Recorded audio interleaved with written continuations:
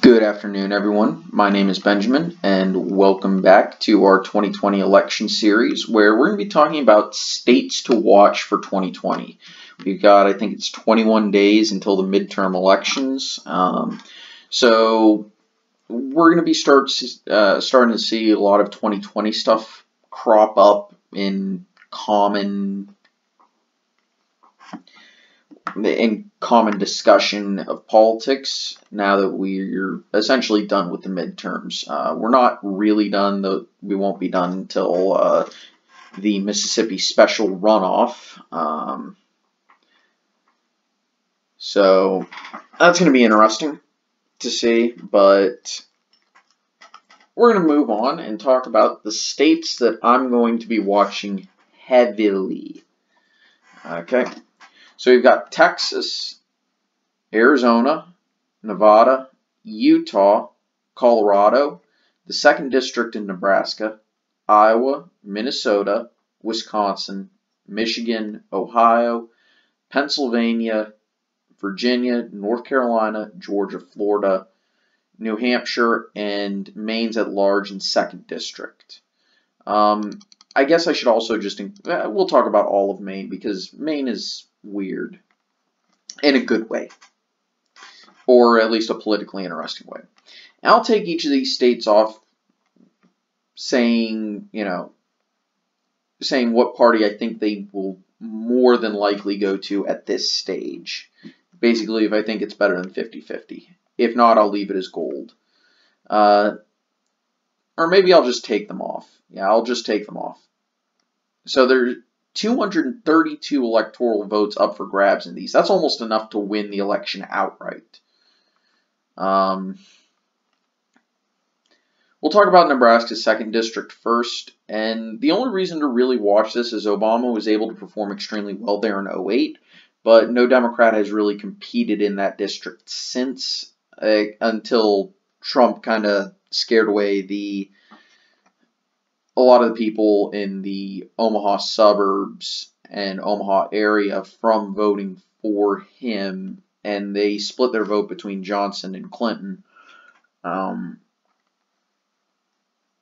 think without either a terrible Republican candidate or a very popular and politically savvy Democratic candidate, this district isn't that up for grabs. It's kind of a matchup swing district.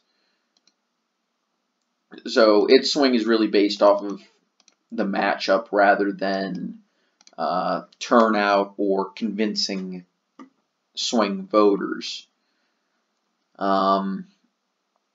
Move to Utah next, which is the next least likely one that I'm going to probably spend a lot of time talking about in 2020. And that's because I want to see if the Mormon vote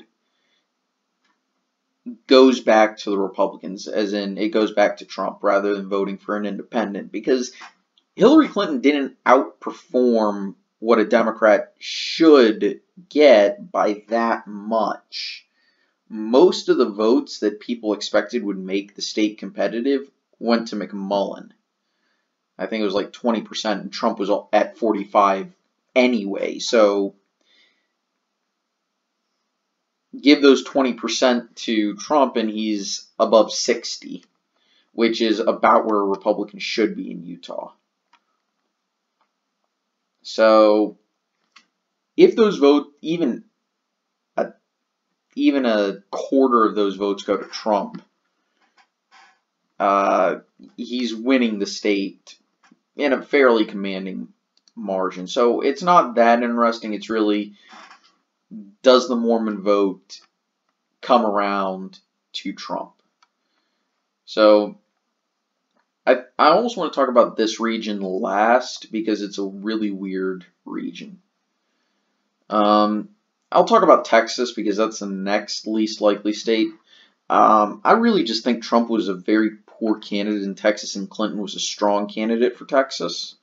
I'm a little less, I don't really think that Texas is ready to vote for a Democrat in 2022. Or not 2022, I'm sorry, in 2020. 2022 and 2024 are going to be the first years I truly see Texas as a state ready to vote for a Democrat. And that's mostly because of population shifts and the fact that the Hispanic voters who identify as Hispanic are actually starting to vote in more numbers that are starting to vote more in line with their share of the Texas population. Historically speaking, Texas has this very weird dynamic where they've been so much to the point where Texas isn't majority white, but their electorate is. In the people who vote in Texas are very white, whereas the population not so much. And now we're starting to see Hispanic turnout tend to match the state dynamics as a whole. It will make the state competitive. I'm not 100% certain if it will flip it for certain. So I think it's still probably going to go Republican. 2024, you'll have my attention, okay? In full. So really, those three are the ones that I wouldn't hold your breath on if you're a Democrat. So now let's talk about some states that I want to look at. We'll go with probably the least likely to go for Trump. And that's going to be Virginia here in Old Dominion. And it really depends on the matchup. With a progressive, the dynamics change completely. But if they nominate someone like a Biden or a moderate Democrat, I can easily see Virginia just voting for the Democrat without it being that competitive. And a lot of that's due to Northern Virginia taking in a lot of transplants to the area, and it's just the way it works. So if you're a Republican, I really wouldn't hold your breath for Virginia, not unless there's a progressive on the Democratic ticket. So now we're going to go to Minnesota, which caught my eye in 2016 as one of the closer states. Not quite as close as New Hampshire was, or Michigan, or really any of the others, but Minnesota is almost ready, and if Trump had won the popular vote, he would have won Minnesota. And that's the thing. It's gotten to the point where Minnesota is actually slightly more Republican-leaning than the nation as a whole. And that's due to rural areas in Minnesota and the suburbs starting to lean towards the Republican rather than the Democrats. And that's just what I'm seeing based off of the voting trends in the state. Bush lost it by like 6 points in 2000, similar amount 2004, and of course Trump only lost it by like less than 2% in 2016. Really, all he needs to do is improve nationally, and he's going to be able to get those swing voters. It's based off of, the reason why I say that is because if he's able to compete better nationally, of course he's going to be gaining some of those extra votes in Minnesota, and that would probably be enough to flip the state. You know, that said, it's not a guarantee, but it's the first state that I really do think is competitive that Trump didn't win. So in that case, we'll go to New Hampshire, which is a very elastic swing state. That means there's a ton of swing voters. And I'm just going to simply say this. The winner of the popular vote will win New Hampshire. Let's go down to Georgia, then North Carolina. So both of these states are very similar. They're southern swing states, but southern swing states are turnout based, meaning they don't have a lot of swing voters, unlike New Hampshire. There, it's more important to turn out the base, and Trump is pretty good at turning out the base, and his base specifically. In addition, most of the voters in this state already have their minds made up as to who they're going to vote for. They just need a kick in order to vote. And Trump could easily play the, well, they nominated a progressive, you should probably vote for me.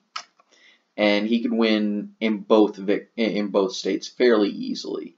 And the reason I say that is if you look at the primaries, Sanders' worst area was the South.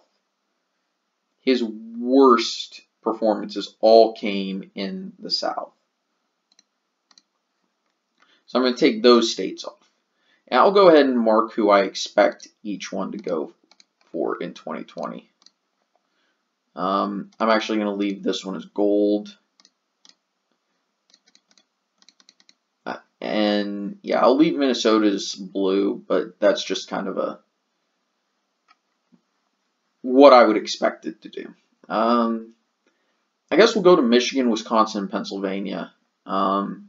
Michigan was by far the closest of these states in 2020, or in 2016, my apologies.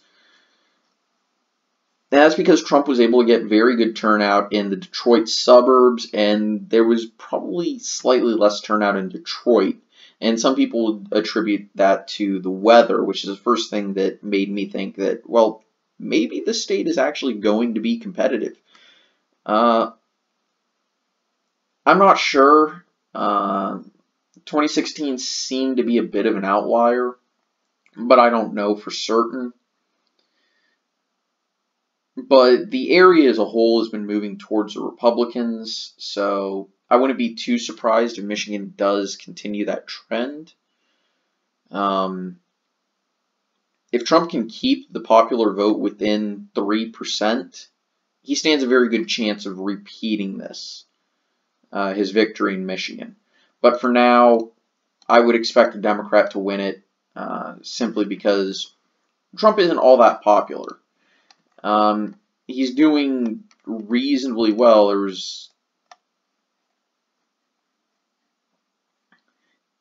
you can see a lot of these approval rating polls showing him in the mid 40s, and use the adjusted. You know, there are even polls showing him, other than Rasmussen, showing him above 45%. And he's definitely trending upwards in terms of his approval rating, so that is something to note. Of course, if we use this, where's the Gallup poll that shows him at 44%? And using all polls, you get this number somewhat in between the two. All adults is a little bit more dramatic, and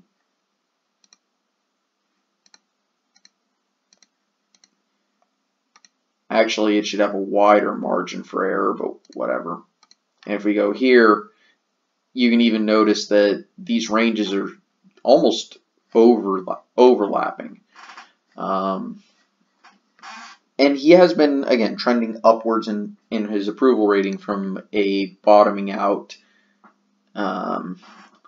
last August. And he's held fairly steady at around 43% for the past, well, since April, with a few dips and a few peaks. I think this would lead to again, I think Wisconsin going for the Republicans is going to be a new normal. Kind of like Virginia going to the Democrats. Pennsylvania is a little bit closer and on the fence, but Trump has reasonably delivered on his promises. He has renegotiated a trade agreement between Canada and Mexico, even though I personally think it's just a slightly altered reskin of NAFTA. I don't think it's all that impressive, but he's going to tout it as a as a major victory, and it is kind of a political victory for him. But it's not all that significant if we're being honest with ourselves. I think that could really help him over here because that's how he won the Rust Belt in the first place, is campaigning on tariffs and NAFTA. And for that matter, I'm going to go ahead and explain that I think these two states are probably going to stick with Trump. Maybe not as dramatic of victories as he had in 2016 or as large, but he can definitely maintain those victories in these states. Let's go to Florida, which tends to vote for the incumbent, and I don't see a real reason why he wouldn't win there.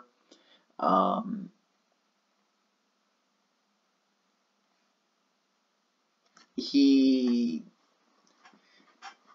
got good political turnout there, essentially. Plus, he does better amongst an older demographic, which Florida is known for. So let's go to Maine, which is very weird. I expect Trump and the Republicans to carry that first district, Democrats to carry second, and it's by how much they carry each district by, as well as turnout in the districts that determine the at-large vote. Trump should, in theory, be able to really turn out that second district and win a very massive victory there. But it might be all for naught because that first district is probably going to hate him, similar to how Massachusetts doesn't like him. So this one is going to probably go with the winner of the popular vote. I'm going to say that the at-large vote is going to go with the popular vote of the nation. Colorado has become more and more blue over the years, and it's starting to be the new normal that Colorado is a Democratic state rather than a Republican state. It's still a swing state, don't get me wrong, but it's kind of the new normal. Arizona, even if Kyrsten Sinema wins, which I expect her to, it's still a red state at the presidential level, and I don't think that is going to change, not until 2024 at the earliest, especially with incumbent Trump. And I'm also factoring in his incumbency as a factor in this. Nevada, probably going to go to the Democrats, but it's a much harder proposition because Nevada is really strange. You've got Washoe County here that is the bellwether county for the state, and of course Las Vegas tends to control the area, so we won't know for certain if you'll win this state or lose this state, but on the safe side, it should probably go to the Democrat. It's about to have 2 Democratic senators. And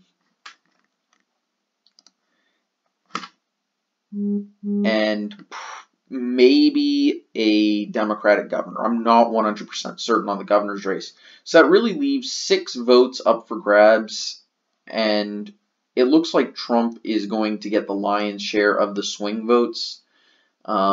States that could flip and go a different direction than I'm expecting are Nevada, Arizona, Minnesota, Wisconsin, Iowa, Michigan, Pennsylvania, and maybe Florida. Those are states that could go a much different direction, that could also flip. Other than that, I don't really see much ground for improvement in the other states for either candidate. Anyway, I want to thank everyone for watching. I hope you had a nice day. I'll see you guys next time. Take it easy. Have a nice day. Bye.